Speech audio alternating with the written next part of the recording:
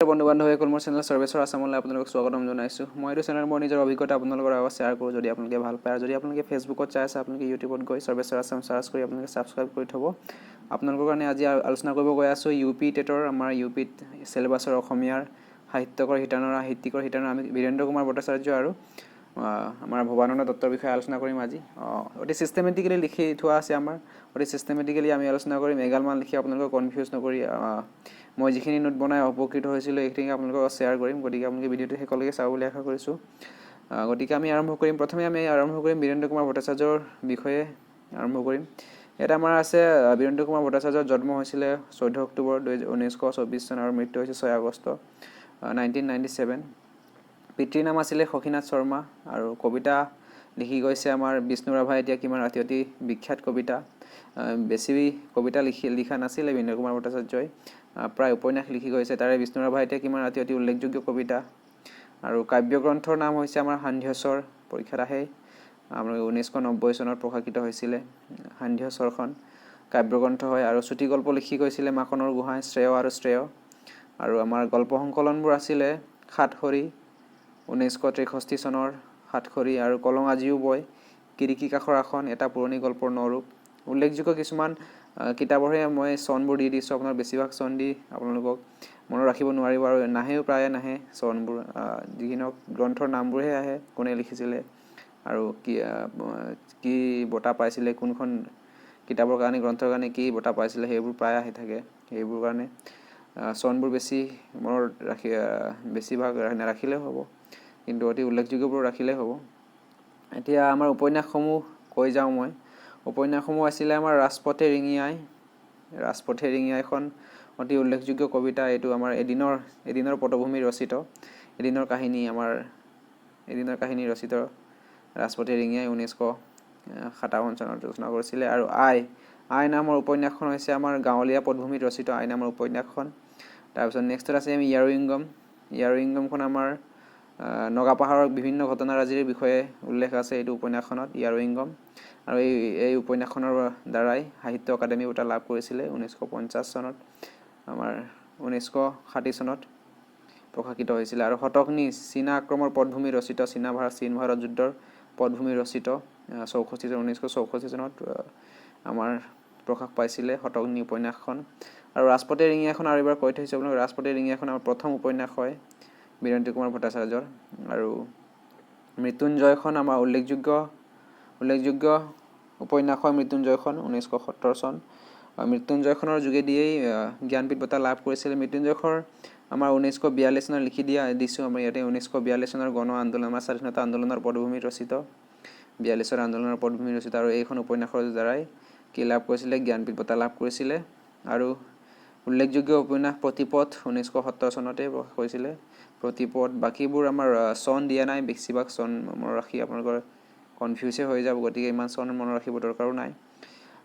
উপন্যাসসমূহৰ নাম কৈ দিছোঁ মই। ৰঙা ৰঙা মেঘ, কবৰ আৰু ফুল, নষ্টচন্দ্ৰ, ডাইনী, ভাৰতী, চিনাকী সুঁতি, অগ্নিগড়, পৰিব্ৰাজক, বল্লৰী, শৰৎ কোঁৱৰ, কালৰ হুমুনিয়া, ফুল কোঁৱৰৰ পক্ষী ঘোঁৰা। শৰৎ কোঁৱৰ এবাৰ লিখিলোঁ, এবাৰ দুবাৰ হৈ গৈছে। শৰৎ কোঁৱৰ এবাৰেই লিখিছিলে। প্ৰেম আৰু মৃত্যু, বুঢ়ী আইতাৰ পুৰাণ, মুনিচুনিৰ পোহৰ ইত্যাদি বেছিভাগ উপন্যাসেই লিখি থৈ গৈছে বীৰেন্দ্ৰ কুমাৰ ভট্টাচাৰ্যই। গতিকে আপোনালোকে মনত ৰাখিবলৈ চেষ্টা কৰিব। অতি চিষ্টেমেটিকেলি লিখি ৰাখিছোঁ। নেক্সট আমাৰ অনুবাদমূলক গ্ৰন্থবোৰ কোনকেইটা আছিলে আমাৰ অনুবাদ গ্ৰন্থ। ভাৰতৰ ইতিহাস, পৰিণীতা, দেৱদন্ধুবি বাজে কাৰ বাবে, আৰু ভ্ৰমণ কাহিনীৰ নাম এটা আছে সীমাই আমনি কৰে। আৰু জীৱনী গ্ৰন্থ লিখিছিলে, নিজৰ নহয়, বেলেগৰ জীৱনী লিখিছিলে, বায়'গ্ৰাফী, অট'বায়'গ্ৰাফী নহয়। শ্ৰী অৰবিন্দ, কৰ্মবীৰ চন্দ্ৰনাথ শৰ্মা, এই দুয়োখন আছিলে। নেক্সট আছিলে আমাৰ সম্পাদক আছিলে কোনটো আলোচনীৰ সম্পাদক আছিলে আমাৰ বাহী আলোচনীৰ কি আছিলে, সহকাৰী সম্পাদক আছিলে। আৰু দৈনিক অসমীয়া বাৰ্তাৰ সহকাৰী সম্পাদক আছিলে।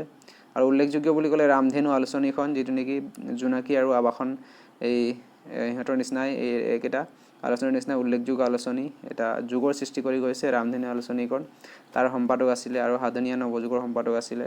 আৰু সভাপতিত্ব কৰিছিলে অসম সাহিত্য বা বঙাইগাঁও অধিৱেশন 1983 চনত সভাপতিত্ব কৰিছিলে, মনত ৰাখিবলৈ চেষ্টা কৰিব, এইবোৰ আহিব। আৰু জ্ঞানপীঠ বঁটা কিহৰ কাৰণে লাভ কৰিছিলোঁ ইতিমধ্যে ক'লোঁ, মৃত্যুঞ্জয় উপন্যাসখনৰ বাবে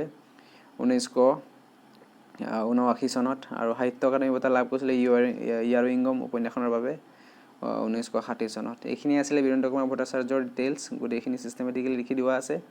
আপোনালোকে সহায়ক হ'ব বুলি আশা কৰিছোঁ আপোনালোকৰ কাৰণে, আৰু যথেষ্ট সহায়ক হৈছিলে মোৰ কাৰণে, গতিকে আপোনাৰ কাৰণে সহায়ক হ'ব বুলি আশা কৰিছোঁ।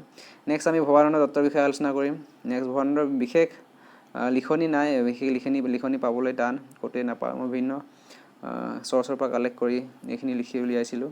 আৰু ভবানন্দ দত্তৰ ছদ্মনাম আছিলে কি নাচিকেতা বা ক'ৰবাত নচিকতা বুলি দিয়া থাকে। আৰু নচিকতা নাম লৈ জয়ন্তী নামৰ আলোচনীত প্ৰথম কবিতা লিখা আৰম্ভ কৰিছিলে। ক'ৰবাত নচিকেতা ক'ৰবাত নাচিকেতা থাকে ক'ৰবাত। তাৰপিছত জন্ম হৈছিলে ভবানন্দ দত্তৰ 1917 চনত 2 জুনত যোৰহাটত, আৰু মৃত্যু হৈছিলে 1959 চনত 3 আগষ্টত। অতি কম বয়সতে মৃত্যু হৈছিলে। আৰু পিতৃৰ নাম আছিলে সৰ্বানন্দ দত্ত আৰু মাতৃৰ নাম আছিলে মনমোহিনী দত্ত। আৰু কবিতাসমূহ কৈ গৈছোঁ আপোনালোকক।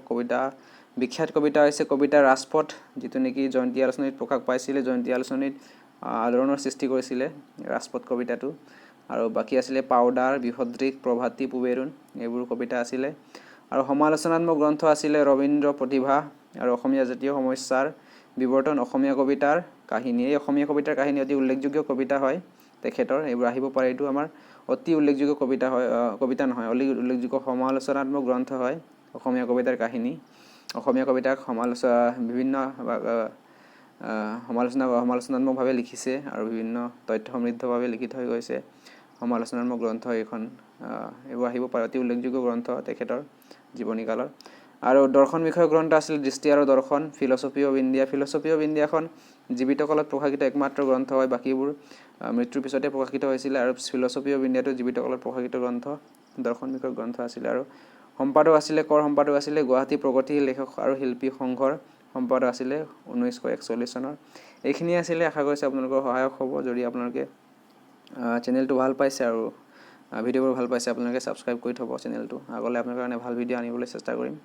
আৰু এইখিনিয়েই আজিলৈ সামৰিছোঁ। ধন্যবাদ।